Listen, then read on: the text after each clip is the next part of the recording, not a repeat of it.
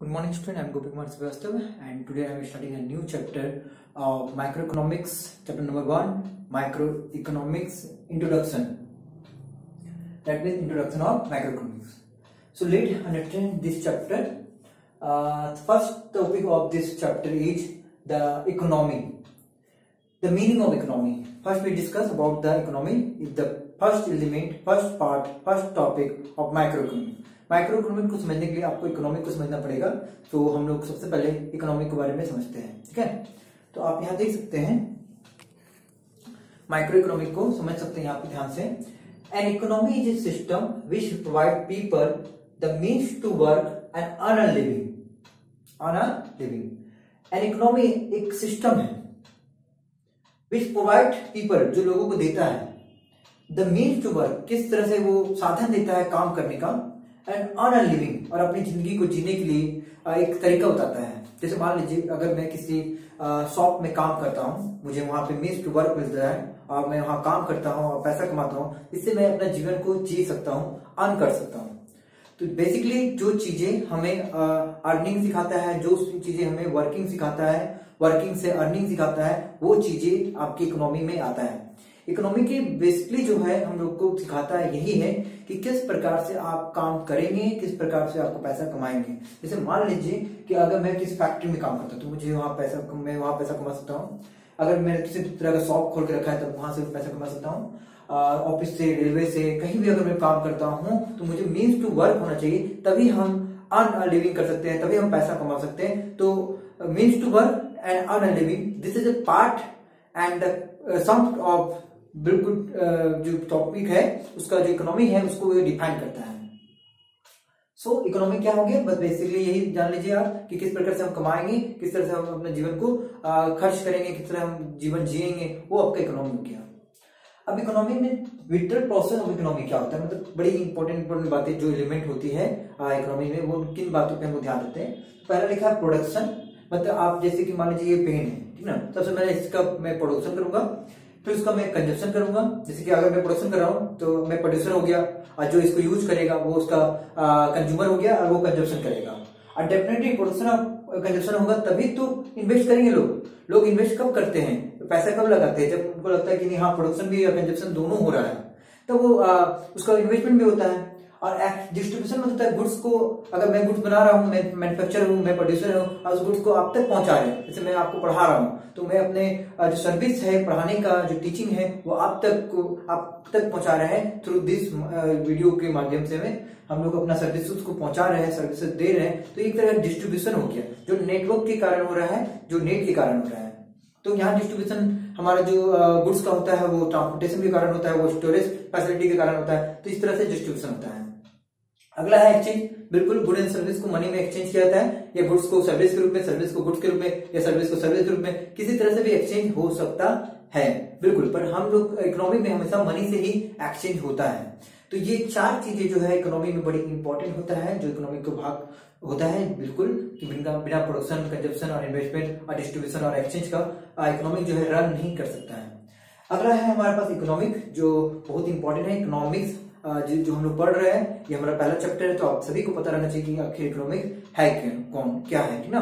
तो चलिए देखते हैं. It is branch of knowledge, एक ब्रांच ऑफ नॉलेज है which study how to earn money and how to spend money, किस तरह से पैसा कमाएं और किस तरह से पैसा खर्च करें. मतलब कमाने का, जैसे कि मान लीजिए अगर मैं कुछ काम कर रहा हूं तो मैं कमा रहा हूं, और उसके बाद फिर मुझे पता होना चाहिए कि मैं पैसे को कैसे खर्च करूंगा. तो ये जो नॉलेज होता है ये इकोनॉमी से ही मिलता है, ये हमें अर्थव्यवस्था से ही मिलता है. अगर अर्थव्यवस्था को मदद देता है वो चीजें जो हमें वर्क देता है, काम देता है, पैसा कमाने का जरिया देता है, और उसके बाद हम अर्थव्यवस्था में भी खर्च करते हैं. ठीक है. And how to spend money and to satisfy our need, और हम लोग किस प्रकार से खर्च करें पैसों को ताकि हम लोग अपने नीड को, अपने जो सेटिस्फेक्शन को है वो पूरा कर सकें. तो डेफिनेटली इकोनॉमिक्स का मतलब यही हो गया कि आप कैसे पैसा कमाएंगे, how to earn money and how to spend money. And एक बड़ी इंपॉर्टेंट क्वेश्चन है जो इसको लेकर है इकोनॉमी को, who is the father of economics. ये आपसे बहुत बार पूछा जाएगा, ये एक मार्क्स में भी एग्जाम में क्वेश्चन आता है. तो Adam Smith is the father of economics. तो आपको यहाँ पे याद रखना है कि एडम स्मिथ जो है वो इकोनॉमिक्स के फादर हैं, एडम स्मिथ. ठीक है, तो आप यहाँ पे बिल्कुल याद रखिएगा, ये बहुत ही बहुत इंपॉर्टेंट नेम है. तो आप इसे अच्छे से याद रखें। और इकोनॉमी के बारे में हम लोग बेसिकली समझ गए कि हम लोग को किस तरह से कमाना है, किस तरह से खर्च करना है। That process is known as economics, और इकोनॉमिक्स हमें यही चीज सिखाता है। और हम लोग इसीलिए इकोनॉमिक्स पढ़ते हैं कि किस प्रकार से हम लोग पैसा कमाएं, किस प्रकार से हम लोग खर्च करें। तो इकोनॉमी में बेसिकली हम लोग यही सब बातों को डिस्कस करते हैं। अगला है स्कार्सिटी के बारे में हम डिस्कस करते हैं। स्कार्सिटी का मतलब होता है किसी चीज का कमी। It refers to the limitation, मतलब कमी of supply in relation to demand. मान लीजिए इसका सप्लाई कम है और डिमांड ज्यादा है, तो इसका क्या होगा, स्कार्सिटी हो जाएगा, मतलब कमी हो जाएगा। और कमी ज्यादा होगा तो दिक्कत होगा, वो इकोनॉमिक प्रॉब्लम क्रिएट करेगा। डेफिनेटली डिमांड ज्यादा होना, सप्लाई कम होना, डिमांड का ज्यादा होना, सप्लाई कम होना, वो आपका स्कार्सिटी को क्रिएट करेगा और वो इकोनॉमिक प्रॉब्लम भी कहलाता है। और डेफिनेटली हम इसलिए होता है स्कार्सिटी क्योंकि हमारे पास जो रिसोर्स है, जो संसाधन है, वो बहुत लिमिटेड होता है, और जबकि हमारा जो वांट है अनलिमिटेड होता है। मतलब ह्यूमन को जो वांट है वो अनलिमिटेड है, रिसोर्सेज लिमिटेड है। मतलब हमारे पास जो भी संसाधन, चाहे वो लकड़ी हो, कोयला हो, जो भी चीज हो, पानी हो, सभी चीज हमारे पास बहुत ही लिमिटेड होता है। ये देखा गया है कि आपका जो विश्व में जितना भी पानी है उसका 3% ही हम लोग पीने लायक है, जो लेक के रूप में, नदियों के रूप में, झील के रूप में, बस इसी रूप में है। ठीक है, बाकी पानी ओशन के रूप में, आइस के रूप में ही है। तो यहाँ पे हमारे पास वाटर के रूप में देखा जाए तो रिसोर्सेज बहुत कम है, पर उसका जो वांट है, डिमांड जो है बहुत ज्यादा है, जो एक स्कार्सिटी, एक प्रॉब्लम को क्रिएट करता है। ठीक है, तो चाहे लकड़ी हो, पानी हो, बहुत सारे जो रिसोर्सेज हैं, जितने भी रिसोर्सेज है अर्थव्यवस्था में या इन्वायरमेंट में, वो सभी के सभी लिमिटेड होते हैं, पर हमारा जो वांट होता है वो अनलिमिटेड होता है, जो प्रॉब्लम क्रिएट करता है स्कार्सिटी का। ठीक है, सो हम लोग चलिए और भी डिस्कस करते हैं इसके बारे में। तो आप यहाँ देख सकते हैं इस बोर्ड पे मैंने इकोनॉमिक प्रॉब्लम के बारे में लिखा है। इकोनॉमिक प्रॉब्लम बेसिकली जो है इकोनॉमिक स्कार्सिटी की वजह से होता है, और स्कार्सिटी में कमी होगा तभी इकोनॉमिक प्रॉब्लम आता है। तो economic problem is the choice of involving satisfaction of unlimited want out of the limited resources. यहाँ देखिए अनलिमिटेड वांट के बारे में बात किया गया, यहाँ लिमिटेड रिसोर्स के बारे में बात किया गया, और यहाँ पे अल्टरनेटिव यूजेस के बारे में बात किया गया। चलिए हम लोग सबके बारे में डिस्कस करते हैं। देखिए अनलिमिटेड वांट का मतलब क्या होता है कि हमारा जो वांट है ह्यूमन का वो बहुत अनलिमिटेड होता है, उसका कोई सीमा नहीं होता है, जबकि रिसोर्सेज जो है या टेक्नोलॉजी जो है वो हमारे पास लिमिटेड होता है। तो हम लोग क्या करते हैं, लिमिटेड रिसोर्सेज से हमारे अनवांटेड जो अनलिमिटेड वांट जो है उसको हम लोग क्या करते हैं, फुलफिल करने का कोशिश करते हैं। उसके लिए हम लोग अल्टरनेटिव यूजेज करते हैं। जैसे मान लीजिए पानी का बहुत सारा यूज होता है, लकड़ी का भी बहुत सारा यूज होता है, मिल्क का भी बहुत सारा यूज होता है। तो कुछ ऐसे प्रोडक्ट हैं, कुछ ऐसे गुड्स हैं जिसके हम लोग सबसे ज्यादा यूज करते हैं। तो अल्टरनेटिव का मतलब यूजेज मतलब क्या, एक ही वस्तु का बहुत तरीका से यूज करना, वो अल्टरनेटिव होता है। क्योंकि आपको मैं क्लियर कर दूं, क्योंकि जो लोगों का वांट है वो अनलिमिटेड है, रिसोर्सेज लिमिटेड है, जिसकी वजह से हमें अल्टरनेटिव यूज निकालना पड़ता है। एक ही वस्तु से बहुत सारा काम कर लेते हैं ना, यूजेज कर लेते हैं, तो दैट इज अल्टरनेटिव यूजेज। तो ये भी इकोनॉमिक प्रॉब्लम को क्रिएट करता है, क्योंकि सबसे बड़ा रीजन है इकोनॉमिक प्रॉब्लम का वो है स्कार्सिटी, और वो आपके अनलिमिटेड वांट के कारण होता है, अनलिमिटेड रिसोर्स होने के कारण होता है। ठीक है, तो हम लोग अल्टरनेटिव यूजेज निकाल लेते हैं। Reason for the economic problem, क्या क्या रीजन है इकोनॉमिक प्रॉब्लम का। तो पहला प्रॉब्लम हो गया स्कार्सिटी ऑफ रिसोर्स, बिल्कुल रिसोर्स का कमी होना, संसाधन का कमी होना, वाटर का कमी होना, लकड़ी का कमी होना, जो भी चीजें हमारे आसपास जो एनवायरमेंट में रिसोर्स के रूप में उन चीजों का कमी होना, वो सबसे बड़ा कारण होता है इकोनॉमिक प्रॉब्लम का। अर्थव्यवस्था समस्या हो गया ये। फिर इसके बाद अनलिमिटेड ह्यूमन वांट, बिल्कुल अनलिमिटेड ह्यूमन वांट है, बहुत ज्यादा लोगों को वांट होता है, वो कभी लिमिटेड नहीं हो सकते, इसलिए इकोनॉमिक प्रॉब्लम का कारण बनते हैं। अल्टरनेटिव यूज, हम लोग बहुत सारे एक ही चीज का बहुत सारा यूज करते हैं, जो कि जिससे उसका सप्लाई कम हो जाता है और डिमांड ज्यादा हो जाता है, जो कि इकोनॉमिक प्रॉब्लम को क्रिएट करता है। अगला हमारे पास है टाइप्स ऑफ इकोनॉमी के नाम पे हमारे पास 3 तरह का टाइप होता है इकोनॉमी का, जो देख सकते हैं। उसमें पहला हो गया कैपिटलिस्ट इकोनॉमी, जिसको हम लोग मार्केट इकोनॉमी बोलते हैं, फिर सेंट्रली प्लान इकोनॉमी, फिर उसका मिक्स इकोनॉमी। कैपिटलिस्ट इकोनॉमी के बारे में बात किया जाए तो यहाँ पे प्राइवेट सेक्टर का जो है ऑन एंड कंट्रोल होता है, मतलब यहाँ प्राइवेट सेक्टर का ज्यादा रोल होता है, गवर्नमेंट का रोल नहीं होता है। मतलब यहाँ डिमांड एंड सप्लाई का रोल ज्यादा होता है। जैसे कि मान लीजिए ये पेन है, तो इसका जो प्राइसेस है वो गवर्नमेंट बिल्कुल तय नहीं करता है, इसका जो प्राइसेस है मार्केट पे छोड़ देता है। मतलब डिमांड ज्यादा रहेगा तो प्राइसेस बढ़ जाएगी, डिमांड कम रहेगा तो प्राइसेस घट जाएगी। तो इसकी सारी बातें जो है प्रोड्यूसर पे और कस्टमर पे डिपेंड करता है। कस्टमर ज्यादा डिमांड करती है, प्राइस बढ़ जाएगा। तो यहाँ पे गवर्नमेंट इंटरफेयर नहीं करता है। तो जब किसी भी प्राइस को तय करने के समय, चाहे वो नेसेसरी गुड्स हो या अननेसेसरी गुड्स हो, ठीक है, तो वहां पे जब गवर्नमेंट इंटरफेयर ना करे तो वहां पे आपका वो कैपिटलिस्ट इकोनॉमी कहता है। और यहाँ पे कैपिटलिस्ट इकोनॉमी में जो प्राइवेट कंपनियां होती है, प्राइवेट सेक्टर जो होती है, उसका रोल बहुत इंपॉर्टेंट होता है और डिमांड एंड सप्लाई इसमें मेन रोल निभाता है। मतलब जैसे डिमांड एंड सप्लाई होगा उस प्रकार का प्राइसेस होता है। अगला है सेंट्रली प्लान इकोनॉमी के बारे में।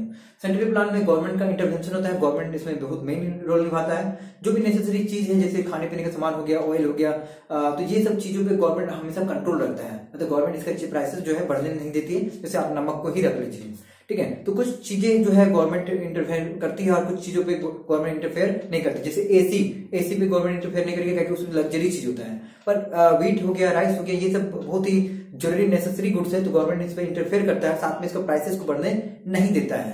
तो गवर्नमेंट का इंटरवेंशन इसलिए होता है, मतलब दखल अंदाजी इसलिए होता है ताकि प्राइसेस नहीं बढ़े इस चीजों का, ठीक है। तो हमेशा याद रखिएगा, इसको हम लोग सेंट्रली प्लान इकोनॉमी कहेंगे या फिर इसको सोशल इकोनॉमी कह सकते हैं। कैपिटल इकोनॉमी जहां पे प्रॉफिट के बारे में सोचता है, सोशल इकोनॉमी वहां पे वेलफेयर के बारे में सोचता है, मतलब देश का भलाई के बारे में सोचता है। अगला है हमारे पास मिक्स इकोनॉमी। मिक्स इकोनॉमी का मतलब होता है the sum of both capital economy plan economy, मतलब यहाँ पे दोनों तरह का इकोनॉमी रहता है, प्राइवेट कंपनी भी रहती है, गवर्नमेंट कंपनी भी रहती है, और दोनों मिलकर साथ में काम करती है। और हमारे भारत में मिक्स इकोनॉमी चल रहा है, मतलब दोनों साथ में ही काम करता है, मतलब कि जहाँ पे डिमांड एंड सप्लाई, जहाँ प्राइवेट सेक्टर गवर्नमेंट सेक्टर दोनों साथ में चलेगा, उस तरह के इकोनॉमी को हम लोग मार्केट इकोनॉमी, मिक्स इकोनॉमी कहते हैं, ठीक है। तो हमारे पास 3 तरह की इकोनॉमी है। एग्जाम में आपको इससे रिलेटेड डिफरेंसेस भी बोला जाता है लिखने के लिए। अगला हमारे पास सेंट्रल प्रॉब्लम इकोनॉमी। आखिर सेंट्रल प्रॉब्लम इकोनॉमी क्या है, मतलब हमारे इकोनॉमिक अर्थव्यवस्था का मेन प्रॉब्लम क्या है, तो समझने की कोशिश कीजिएगा। जिस तरह का सिचुएशन होता है उस तरह का हम लोग का इकोनॉमिक प्रॉब्लम होता है, समस्या होता है। जैसे मान लीजिए कि पाकिस्तान से हमारा झगड़ा हो रहा है या चाइना से हमारा झगड़ा हो गया, तो हम देश में किस चीज का प्रोडक्शन करेंगे, हम किस चीज को बनाएंगे, ये हमारा मुख्य समस्या हो गया। तो ये इसको हम लोग बोलते हैं central problem of the economy. और सेंट्रल प्रॉब्लम ऑफ इकोनॉमी में हम लोग देखते हैं कि 3 हमारा क्या प्रॉब्लम है, तो उसमें 3 तरह का प्रॉब्लम होता है, what to produce, how to produce और फॉर हुम टू प्रोड्यूस, ठीक है। What to produce, how to produce और फॉर हुम टू प्रोड्यूस। तो व्हाट टू प्रोड्यूस में पहला ये सोचा जाता है कि आखिर हम लोग क्या प्रोड्यूस करेंगे, हम लोग क्या बनाएंगे। तो उसके अंदर ये सोचा जाता है कि हम लोग वो चीजें बनाएंगे जो हमारे अर्थव्यवस्था को ज्यादा जरूरत है। जैसे मान लीजिए हमारे देश में टेक्नोलॉजी की ज्यादा जरूरत है, तो टेक्नोलॉजी पे ज्यादा ध्यान देंगे, टेक्नोलॉजी का प्रोडक्शन होगा, है ना। अगर गुड्स का खाने पीने का सामान का जरूरत है तो खाने पीने का सामान का प्रोडक्शन करेंगे। तो आखिर जो समस्या होगा, जो प्रॉब्लम होगा, हम लोग उस तरह का ही चीजों को व्हाट टू प्रोड्यूस करते हैं। जैसे मान लीजिए कोरोना आया था, तो हम लोग मास्क की ओर ध्यान दिए, हम लोग सैनिटाइजर का प्रोडक्शन किए। तो उस समय जिस तरह का सिचुएशन होता है उस तरह का हम लोग व्हाट टू प्रोड्यूस करते हैं, मतलब हम लोग उसी तरह की चीजों पे सबसे ज्यादा फोकस करते हैं। करने का बहुत सारा प्रोड्यूस करते हैं गुड्स को, पर हम लोग सबसे ज्यादा ये देखते हैं कि इकोनॉमी में सबसे ज्यादा प्रॉब्लम क्या है, उस चीज पे हम लोग ज्यादा प्रोडक्शन करते हैं। तो that is problem of what to produce, ये भी एक सेंट्रल प्रॉब्लम है। अब मान लीजिए कि जो व्हाट टू प्रोड्यूस है उसमें आपके पास बहुत सारे चॉइस है। जैसे आप सिविल गुड्स बना सकते हैं, कंजप्शन गुड्स बना सकते हैं, वार गुड्स बना सकते हैं। सिविल गुड्स में आपके पास कपड़ा रहता है, सिविल गुड्स के अंदर आता है। कंजप्शन गुड्स में खाने पीने का सामान आता है। वार गुड्स में टैंक हो गया, गन हो गया। वार गुड्स कब बनाते हैं, जब जैसे कि किसी भी देश के साथ झगड़ा हो गया, पाकिस्तान से या चाइना से, तो हम लोग वार गुड्स को बनाते हैं। मान लो चाइना के साथ झगड़ा हो गया तो हम लोग थोड़ी आप खाने पीने पे ध्यान देंगे या हम लोग कपड़ा पे ध्यान देंगे, हम लोग उस समय ध्यान देंगे वार गुड्स पे कि हमारा पाकिस्तान से झगड़ा हो रहा है, चाइना से झगड़ा हो रहा है, तो हम उससे कैसे जीत सके। तो हम नया नया टेक्निक बनाने की कोशिश करते हैं। तो जिस तरह का सिचुएशन होता है उस इकोनॉमी में, अर्थव्यवस्था में जिस तरह का प्रॉब्लम होता है उस तरह का व्हाट टू प्रोड्यूस होता है, ठीक है। तो आप यहाँ पे ध्यान दीजिएगा, व्हाट टू प्रोड्यूस में मैंने यही कहा कि जिस तरह का सिचुएशन होगा उस तरह का गुड्स को प्रोड्यूस करेंगे। और गुड्स को प्रोड्यूस करने का बहुत सारा चीजें हैं, वार गुड्स है, सिविल गुड्स है, आपका ठीक है, कंजप्शन गुड्स है, खाने पीने का सामान, ठीक ना। तो व्हाट टू प्रोड्यूस, मान ली मैंने तय कर लिया कि मुझे सिविल गुड्स बनाना है, थोड़ा सा लेट मान लेते हैं। तो सिविल गुड्स में कपड़ा उपड़ा होता है, जूता होता है, ठीक है, कि आप सिविल गुड्स चलने के लिए, पहनने के लिए, सब जो चीजें हैं, ठीक है।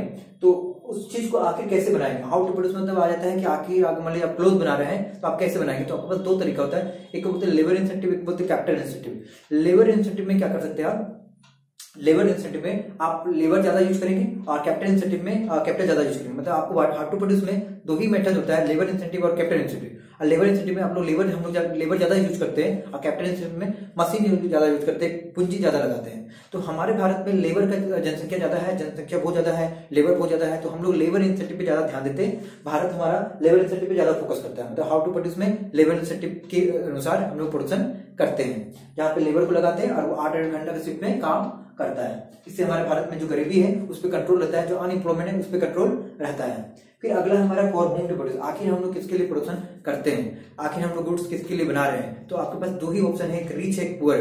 मान लीजिए अगर रिच के लिए बनाते हैं तो आप ब्रांडेड बनाएंगे, कॉस्टली बनाएंगे। पुअर के लिए बनाते हैं तो आप सस्ता बनाएंगे, उतना ज्यादा क्वालिटी वाला नहीं बनाएंगे। तो अगर रिच के लिए बनाते हैं तो पुअर के लिए नहीं बना पाएंगे, पुअर के लिए बनाएंगे तो रिच के लिए नहीं बना पाएंगे। आप यहाँ पे याद रखिएगा, ठीक है। तो यहाँ पे हम लोग को यही सोच समझना है कि फॉर होम टू प्रोड्यूस, ठीक है।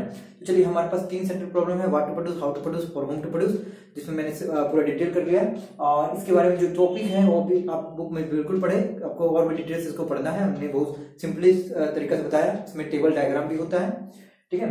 अगला आते हैं opportunity cost, is the cost of next best alternative organ. Opportunity cost का मतलब होता है कि ऐसे जगह पैसा लगाना, अपॉर्चुनिटी मतलब अवसर, लागत हम लोग, लागत मतलब क्या होता है, खर्च करना। तो हम लोग खर्च वहां करेंगे जहां पे हमको ज्यादा फायदा है। मान लीजिए अगर मैं फार्मर हूं और मुझे लगता है कि नहीं मुझे वीट से फायदा हो रहा है, तो मैं वीट पे खर्चा करूंगा ताकि मुझे उस पर फायदा हो। राइस पे नहीं हो रहा तो राइस को रोक देंगे। तो दैट इज अपॉर्चुनिटी कॉस्ट होता है। अपॉर्चुनिटी कॉस्ट का मतलब मतलब क्या कि वहां खर्चा लगाना जहां से हमको ज्यादा फायदा मिलेगा। तो उसके लिए क्या करते हैं, cost of next best alternative organ, मतलब उसके लिए क्या करते हैं, अगर मैं वीट की ओर जा रहा हूं तो मुझे राइस का प्रोडक्शन छोड़ना पड़ता है, मैं वीट की ओर ही जाऊंगा, या राइस की ओर जाते हैं तो वीट की ओर छोड़ना पड़ता है। तो कोई एक प्रोडक्शन करना, एक पे खर्चा लगाना, वो अपॉर्चुनिटी कॉस्ट कहलाता है, वो अवसर लागत कहलाता है, ठीक है। जैसे कि कोई एग्जांपल ले लेते हैं, जैसे मान लीजिए मुझे 2 तरह का कंपनी का ऑफर आया, एक 10,000 रुपए दे रहा है, एक 15,000 रुपए दे रहा है, तो मैं डेफिनेटली 15,000 के यहाँ जाऊंगा, वहां पे खर्च करूंगा, अपना जो सर्विस है वहां पे मैं मेहनत करूंगा, है ना। डेफिनेटली इसको अपॉर्चुनिटी कॉस्ट बोलते हैं, ठीक है। तो हम लोग और भी डिटेल से पढ़ते हैं। उसके बाद हमारे पास पॉइंट है प्रोडक्शन पॉसिबिलिटी कर्व, जो बहुत ही इंपॉर्टेंट है। प्रोडक्शन पॉसिबिलिटी कर्व, फिर मार्जिनल ऑपरेटिंग कॉस्ट क्या होता है, मार्जिनल रेट ऑफ ट्रांसपोर्टेशन क्या होता है, ये भी हम लोग डिस्कस करते हैं, ठीक है। आप यहाँ देख सकते हैं इस बोर्ड पे, ठीक है। देखिए प्रोडक्शन पॉसिबिलिटी कर्व के बारे में बताते हैं। प्रोडक्शन पॉसिबिलिटी कर्व को हम लोग फ्रंटियर भी बोल सकते हैं, बाउंड्री भी बोल सकते हैं, लाइन भी बोल सकते हैं। मतलब प्रोडक्शन पॉसिबिलिटी फ्रंटियर बोलिए, प्रोडक्शन पॉसिबिलिटी बाउंड्री बोलिए, प्रोडक्शन पॉसिबिलिटी लाइन बोलिए, या इसको ट्रांसफॉर्मेशन कर्व भी बोल सकते हैं। इसका बहुत सारा नाम है। आखिर ये प्रोडक्शन पॉसिबिलिटी है क्या, इसको हम लोग टेबल के अनुसार समझाने की कोशिश करते हैं। देखिए पॉसिबिलिटी लिख दी, यहाँ पे वेट लिख दी, राइस लिख दी, एमओसी मतलब मार्जिनल अपॉर्चुनिटी कॉस्ट जो मैंने वहां पे दिखाया था, और एमआरटी मतलब मार्जिनल रेट ऑफ ट्रांसफॉर्मेशन जो मैंने यहाँ पे दिखाया था, ठीक ना। तो चलिए इसको बारे में डिस्कस करते हैं कि एमओसी, एमआरटी या पॉसिबिलिटी या वीट और राइस को मैंने यहाँ पे क्यों लिखा है। मान लीजिए आप वीट का प्रोडक्शन करते हैं 21 टन, मान लीजिए आप एक फार्मर है और 21 टन का प्रोडक्शन बहुत से ग्रुप मिलकर करते हैं, क्योंकि एक टन में तो 1000 केजी होता है और 21 टन में 21,000 टन हो गया, मतलब 21,000 केजी। तो 21,000 अगर वीट का प्रोडक्शन करते हैं तो आप सारा पैसा यहाँ पे इन्वॉल्व कर देते हैं, इसमें एक भी पैसा नहीं लगा पाते हैं राइस पे, तो ये क्या हो जाएगा, जीरो हो जाएगा। मतलब ऐसा क्यों हुआ बताते हैं, क्योंकि आप किसी तरह का प्रोडक्शन कीजिए, आपके पास जो रिसोर्स और टेक्नोलॉजी होता है, रिसोर्स और टेक्नोलॉजी वो सीमित होता है, वो ज्यादा नहीं होता है। पर अगर आप किसी रिसोर्स और टेक्नोलॉजी को एक जगह लगाते हैं तो दूसरी जगह आप नहीं लगा पाते, इसलिए ये जीरो हो जाता है। तो पहला पॉसिबिलिटी ये है कि अगर सारा पैसा आप यहाँ लगाते हैं तो यहाँ पे आप नहीं लगाएंगे। तो दूसरा पॉसिबिलिटी ये है, अगर आप इसको थोड़ा सा कम करते हैं, मान लीजिए इसको 20 टन बनाते हैं तो आप इसको 1 टन बना सकते हैं, ठीक है। तो ये पॉसिबिलिटी मतलब आपको दिखाया जा रहा है यहाँ पे पॉसिबिलिटी कि आप कितना तरह का प्रोडक्शन कर सकते हैं खेत पे। पर अगर आप एक पे ध्यान देंगे तो दूसरा आपका ऑटोमेटिक ध्यान से हट जाएगा, मतलब एक घटेगा तो दूसरा तभी बढ़ेगा, क्योंकि आपके पास रिसोर्स और टेक्नोलॉजी सेम है, सीमित है, लिमिटेड है, और साथ में आपका पूंजी भी जो है, कैपिटल भी जो है वो भी सीमित होता है। तो आप डेफिनेटली इसको घटाते जाएंगे और इसको क्या करेंगे, बढ़ाते जाएंगे। पर इसको घटाना बढ़ाना इस प्रकार से है कि ये 21 के बाद 20 आए तो 1 आ जाए, 21 18 आ जाए तो 2 आ जाए, 18 बाद 15 आ जाए तो 3 आ जाए। इस प्रकार से आपको घटाते चले जाना है। तो आप यहाँ से देख सकते हैं ए से लेके जी तक जाएंगे, ये पॉसिबिलिटी है। आप देख सकते हैं यहाँ पे ये मैक्सिमम था, ये मिनिमम था, फिर ये मिनिमम हो गया, ये मैक्सिमम हो गया। मतलब आपको इस प्रकार से लेना है, ठीक है। एमओसी मतलब मार्जिनल अपॉर्चुनिटी कॉस्ट होता है। इसका मतलब होता है कि ये कितना घटा, 21 से 20 घटा, कितना घटा, 1, 20 से 18 घटा, कितना घटा, 2 घटा, ठीक है। तो इसको हटा दीजिएगा 15 से। तो इस तरह से इसको दिखाते हैं किस प्रकार से वेट घट रहा है, किस प्रकार से वो सेक्रीफाइस कर रहा है, उसको हम लोग एमओसी बोलते हैं, मार्जिनल अपॉर्चुनिटी कॉस्ट बोलते हैं। अब मार्जिनल अपॉर्चुनिटी कॉस्ट को हम लोग अपॉर्चुनिटी कॉस्ट भी बोलते हैं। फिर आते हैं एमआरटी का मतलब MRT marginal rate of transformation. इसका मतलब होता है कि वेट कितना घटा, एक घटा, एक वेट डब्ल्यू मतलब वेट हो गया, और ये कितना बढ़ा, तो एक राइस बढ़ा। फिर ये कितना घटा, 2 वेट घटा, तो ये कितना बढ़ा, एक ही बढ़ा। आप देख सकते हैं यहाँ पे, देखिए ये 1 घटा, ये 1 बढ़ा, ये 2 घटा, ये 1 बढ़ा। तो इसीलिए इस तरह से रेशियो बनाया गया, ठीक है। तो इसको एमआरटी बोलते हैं। एमआरटी का मतलब होता है, फॉर्मूला हो गया इसका, delta unit of sacrifice by delta unit of gain, मतलब कितना सेक्रीफाइस हो रहा है, कितना गेन हो रहा है। तो सेक्रीफाइस और गेन का अगर रेशियो दिखाएंगे तो वो एमआरटी कहलाता है।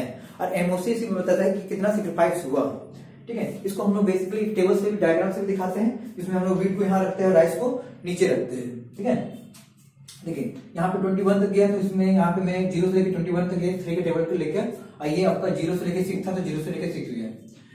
आप देख सकते हैं इसको बनाएंगे कैसे। मान लीजिए ये 0 है, ये 21 है, तो वीट राइस जो है 0 है, ये 21 है, तो यहाँ 1 पॉइंट, ये 1 है, ये 20 है, तो ये 1 है, 20 है। इस प्रकार से मैंने इसको डायग्राम को खींच दिया, इसको बनाने की जरूरत नहीं है आपको, ठीक है।